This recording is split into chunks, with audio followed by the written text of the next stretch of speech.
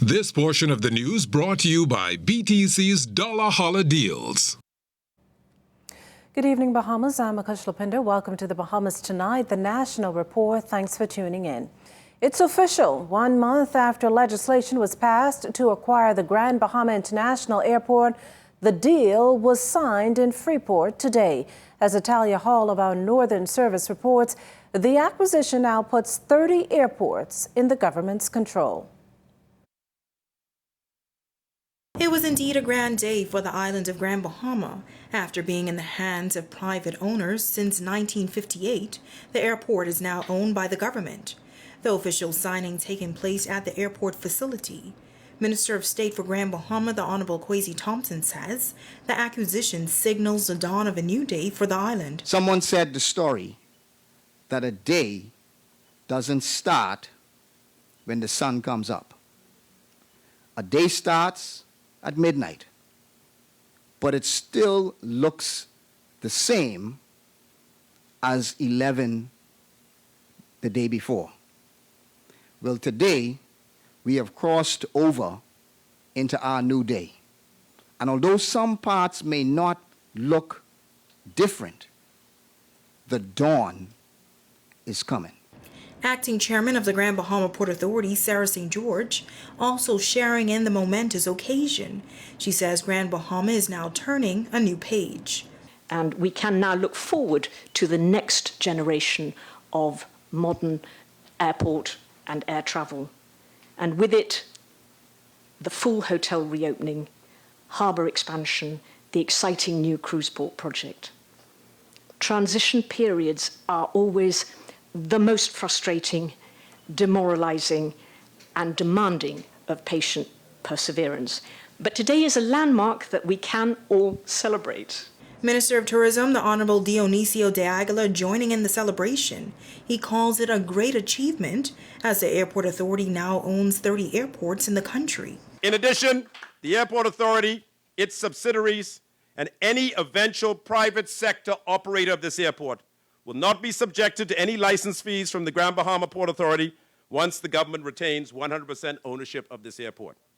The government has also negotiated that any other business that operates in the confines of this airport will, too, not be subjected to any Port Authority license fees for at least 5 years, with the possibility of an extension.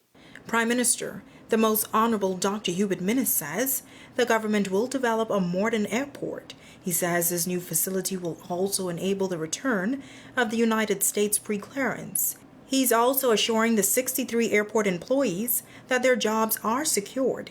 He says as a result of the purchase, all who want to be will be properly engaged by the Airport Authority with the appropriate compensation packages. The official turnover date is May 31st, 2021, and the contracts to the employees being re-engaged will be issued during the week of May 24th. Now the Prime Minister reiterating that the airport was purchased at a cost of $1 and says approximately $1 million will be spent to assist in staff severance costs. The request for the proposal for the redevelopment of the new Grand Bahama International Airport is underway and is expected to be issued within the next 3 months. The Department of Aviation is working closely with our international consultants, Lee Fisher.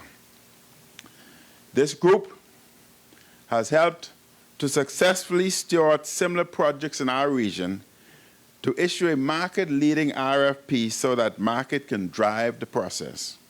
We are pleased that there is high interest in the airport development to continue to receive many inquiries for the redevelopment of this airport. Accordingly, we engaged Lee Fisher in order to be transparent in the development of the facility and in awarding a contract to a new management partner. Now a special purpose vehicle, which is known as the Freeport Airport Development Company Limited, has already been formed by the Office of the Attorney General. And the Freeport Airport Development Company Limited will source the financing. Further, passenger facilities and other user fees, as well as the revenues to be generated in operating this facility, will service the debt of the company. Now, the nation's leader also announcing that pending the redevelopment of the Grand Bahama International Airport, some $1.5 million will be invested to rebuild the control tower, the customs warehouse, and the management spaces for the various airlines.